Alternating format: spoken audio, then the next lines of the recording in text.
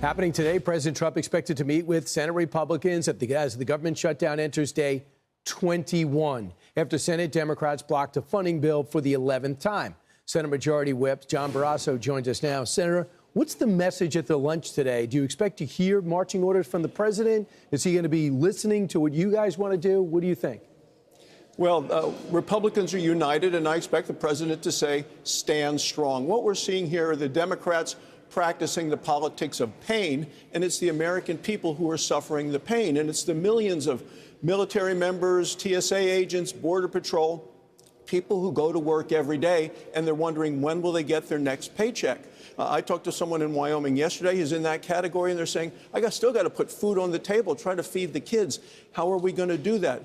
The Democrats don't seem to care about any of those Americans. They care more about the people in their left wing who want to provide health care for illegal immigrants paid for by taxpayers rather than pay the men and women in uniform. It's wrong. They're afraid of their liberal base. So here is Senator Schumer. Believe it or not, he has a different take. What kind of country do we live in? What kind of party is this Republican Party that is unwilling to solve this problem, which is staring Americans in the face, frightening Americans from one end of the country to the other? And yet Republicans, what are they doing about it? Nothing.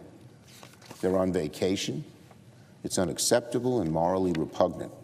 Wasn't the senator part of a rooftop party that Democrats were having over the weekend?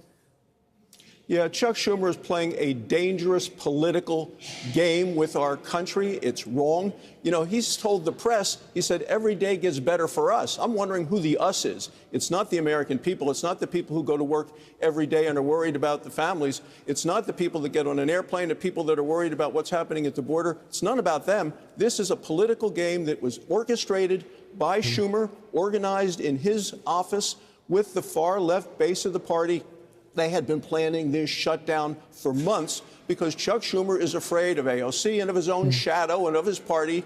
And as the group that nominated Mondami to be the mayor of New York City, that's where he lives. Those are the people. And he's really afraid of his own voters right now, in the fact that he's worried about his own reelection. He ought to be worried about the people of the United States. Congressman Chip Roy says Republicans should consider nuking the filibuster for funding bills like this and just, you have enough. You have over 50. You just don't have 60. Real quick on that, because I want to get to Israel, too.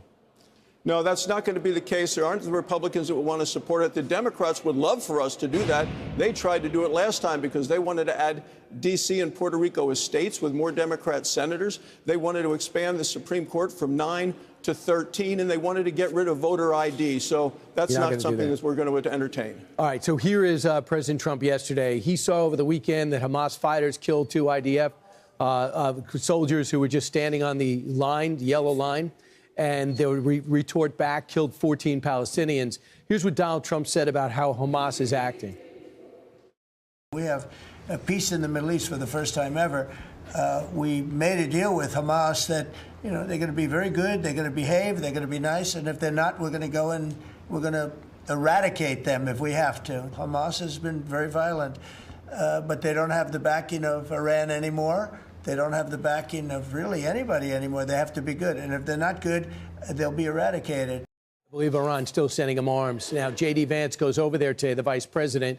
I also saw pictures of Jared and Steve Woodcock with the hostages. What should the message be, do you hope, today in Israel? Well, the president is really showing what U.S. President Trump is as a global leader. He has promised and is keeping his promises of peace through strength.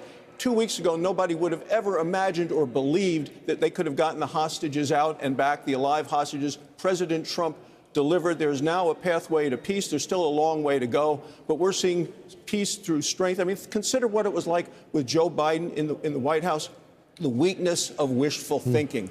President Trump took decisive action with regard to Iran, knocking out their nuclear capacity. What we're doing is the right thing. Now, there's still the 20-point plan that the president has put in place. There's a long way to go, but I think we're on the right path to a lasting and successful peace in the Middle East, thanks to President Trump. All right. Thanks, Senator. We'll look forward to making some progress today at lunch. We'll see what happens. Appreciate it. Thank you, Brian. Hey, it's Will Kane. Click here to subscribe to the Fox News channel on YouTube. It's the best way to get our latest interviews and highlights. And click to subscribe to the Will Kane podcast for full episodes right now.